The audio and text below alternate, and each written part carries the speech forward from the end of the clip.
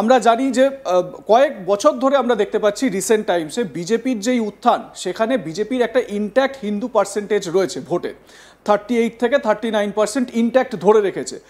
এবারে মমতা বন্দ্যোপাধ্যায় কি কোথাও সেই ভোটটাকে টার্গেট করছেন? কারণ আমরা যদি ভোটের পার্সেন্টেজ দেখি তাহলে ওই 44%, 39% এই হচ্ছে গিয়ে ডিফারেন্স। ওই ভোটটাকে টার্গেট করছেন মমতা ব্যানার্জি। দীঘায় জগন্নাথ মন্দির করলেন, দুর্গাপুজোর উৎসবে এবারে লাখ টাকা করে দেওয়া হতে পারে মনে করা হচ্ছে। তোমার কি ওভারভিউ? দেখো, এই যে ধর্ম আর রাজনীতি সম্পৃক্ত হয়েছে, এটা কিন্তু দীঘার মন্দিরের আগে থেকেই। রাম মন্দির নির্মাণ করা হয়েছে অযোধ্যায়, সেখানে বিজেপির ফলাফল ধস নেমেছে, প্রত্যেকেই জানি।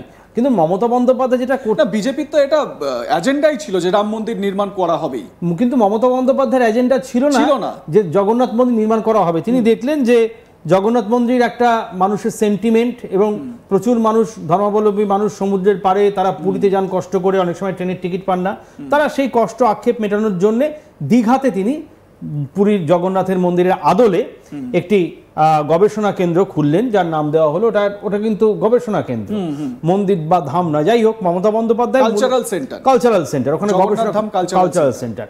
মূলত মমতা বন্দ্যোপাধ্যায়ের মূল এজেন্ডা মানুষ উৎসবে মাতুক, কারণ এটা তো একটা ট্র্যাডিশন, ঐতিহ্য। কে হিন্দু কে মুসলিম বড় কথা নেই। যে আজকে তার যে সম্মেলন রয়েছে, সেখানে বিকেল 5টার সময় মমতা বন্দ্যোপাধ্যায় সর্বধর্ম সম্মেলন করবেন, অর্থাৎ সেখানে বাঙালির বা হিন্দুদের দুর্গাপুজো বলে সেখানে শিখ, খ্রিস্টান, মুসলিমরা আসবেন না তেমনটা না। তিনি আমন্ত্রণ জানিয়েছেন, প্রত্যেক সম্প্রদায় থেকে 2 জন করে সদস্যকে তিনি আমন্ত্রণ জানিয়েছেন, তারা সেখানে আসবেন।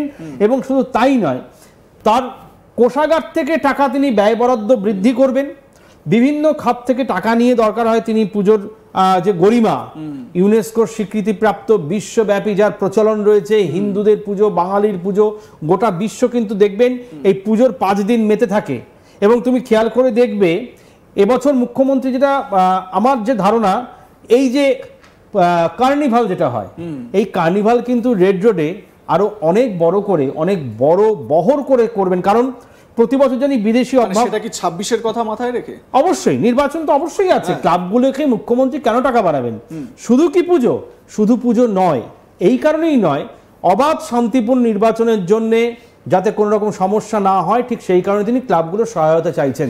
এবং তুমি দেখো, এই ক্লাব কালচার যবে থেকে পশ্চিমবঙ্গে এসছে, তবে থেকে একটা জিনিসটা আমরা খেয়াল করতে পারছি, মানুষ যারা বিভিন্ন সময় বিচার পেতেন না, তারা অনেক সময় ক্লাবের মাধ্যমে যাচ্ছেন। যদিও কিছু ক্লাব পশ্চিমবঙ্গে রয়েছে যারা টাকাও নিচ্ছে, মমতার বিরোধিতাও করছে।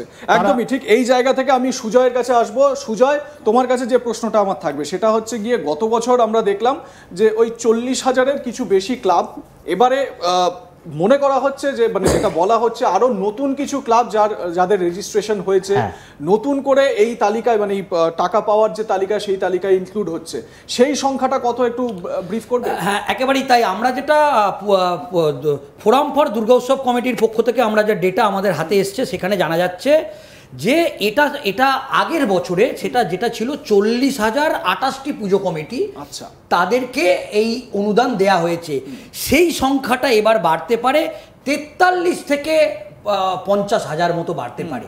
মানে এখনো পর্যন্ত 43,000 মতো রেজিস্ট্রেশন হয়ে গিয়েছে, এই সংখ্যাটা আরও বাড়তে পারে। সেক্ষেত্রে যদি 50,000 পুজো কমিটির এই তালিকা এবারে অনুদান পায়, তাহলে অবাক হওয়ার কিছু নেই। তাহলে যদি 1 লাখ টাকা করে দেয়া হয়, তাহলে প্রায় অ্যামাউন্টটা দাঁড়াচ্ছে প্রায় 500 কোটি টাকা। তো সেক্ষেত্রে মমতা বন্দ্যোপাধ্যায় এটা কিন্তু আজকের পর থেকে একেবারে গোটা রাজ্যের কাছে একটা বার্তা দেবে, বিশেষ করে হিন্দুদের কাছে একটা বার্তা দেবে যে তিনি মানে যে অভিযোগটা বিরোধী দলনেতা শুভেন্দু অধিকারী করছে, যে হিন্দুদের জন্য কতটা দরদি, এবং হিন্দুদের একটা, এবং বাঙালি যে ইস্যুটা এই মুহূর্তে, যেটা রাজ্যের মুখ্যমন্ত্রী মমতা বন্দ্যোপাধ্যায় এবং অভিষেক বন্দ্যোপাধ্যায় 21শে জুলাইয়ের যে মঞ্চ থেকে, এবং আমরা গতকালও দেখলাম যে সাংবাদিক বৈঠক হলো, যে বিজেপি শাসিত যে রাজ্যগুলো আছে, উত্তরপ্রদেশ, রাজস্থান, সেখানে ধরে ধরে বাঙালিদের ওপর হেনস্থা করা হচ্ছে, বাংলা ভাষার ওপর। এটাও কিন্তু একটা বাঙালিদের কাছে বার্তা যে মমতা বন্দ্যোপাধ্যায় আজকে কিন্তু 5টার পর একেবারে যে বৈঠক, সেখানে একাধিক পুজো কমিটির হাতে তিনি 1 লক্ষ টাকা করে প্রায় মানে যেটা জানা যাচ্ছে প্রায় 500 কোটি টাকা। বেশ, সুজয়ের কাছে আসবো, তবে তার আগে আমাদের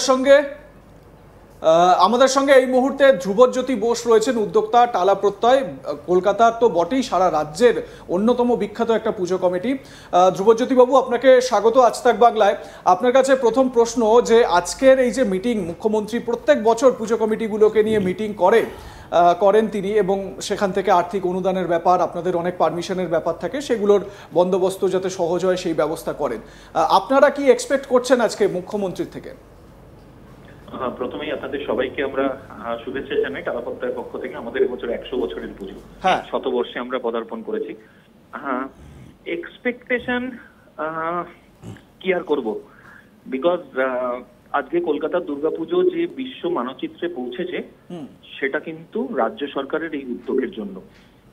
80,000 কোটি টাকার ইন্ডাস্ট্রি, 4.6% এই দুর্গাপুজো, এই এত বড় ইন্ডাস্ট্রি আজকে যে জায়গায় পৌঁছেছে সেটা ডেফিনেটলি একটা রাজনৈতিক পালাবদলের পর 2011 সালের পর থেকে পরিলক্ষিত হয়েছে ভীষণভাবে, এবং এতে উপকৃত হয় কিন্তু হাজারো হাজারো সেই সমস্ত মানুষ, আর্টিজানস, যারা দুর্গা পুজোর শিল্পের ওপরে বেঁচে রয়েছে। সেই জায়গার মধ্যে দাঁড়িয়ে পশ্চিমবঙ্গ সরকার যেভাবে কলকাতা দুর্গাপুজোর পাশে দাঁড়ান প্রত্যেকটা বছর, এবং এবছরও তার ব্যতিক্রম হয়তো হবে না। এই বছর আজকে আর কিছুক্ষণের মধ্যে সেই মিটিং হতে চলেছে, যেখানে মাননীয় মুখ্যমন্ত্রী পশ্চিমবঙ্গের সকল পুজোগুলোর জন্য কোনো অ্যাড্রেস করবেন, জানাবেন যে এবারে পুজো আমরা আপনি থাকছেন তো আজকে? হ্যাঁ, অবশ্যই আমরা অন দ্য ওয়ে আমরা পৌঁছাচ্ছি। আচ্ছা ধ্রুবজ্যোতি বাবু, আমাকে একটা কথা বলুন, সেটা হচ্ছে আপনাদের পুজো টালা প্রত্যয় বিগত কয়েক বছরে যেরকম নাম করেছে এবং যেরকম শীর্ষে পৌঁছেছে, স্বাভাবিক টালা প্রত্যয়ের বাজেটও অনেক বেশি। আমি যদি খুব ভুল না হই তাহলে এবছর আপনাদের প্রায় মানে 8-9 কোটি বা 10 কোটি টাকার বাজেট সম্ভবত, আমি ভুল হলে আমাকে সংশোধন করবেন। আমার প্রশ্ন হচ্ছে যে 1 লাখ টাকাও যদি মুখ্যমন্ত্রী দেন এত বড় পুজোর জন্য, 1 লাখ টাকা কিছুই না, কিন্তু যে সমস্ত পুজোগুলো গ্রামগঞ্জের পুজো, জেলার একটু প্রত্যন্ত অঞ্চলের পুজো, সেই পুজোগুলো তো অনেক সুবিধা পায় না। কি জানেন তো, সব সময় না অঙ্কটা ইম্পর্টেন্ট নয়, উদ্যোগটা ইম্পর্টেন্ট। ঠিক। তো সেই জায়গার মধ্যে দাঁড়িয়ে যে কোনো কিছুর জন্যই তো একটা মানদণ্ড থাকে।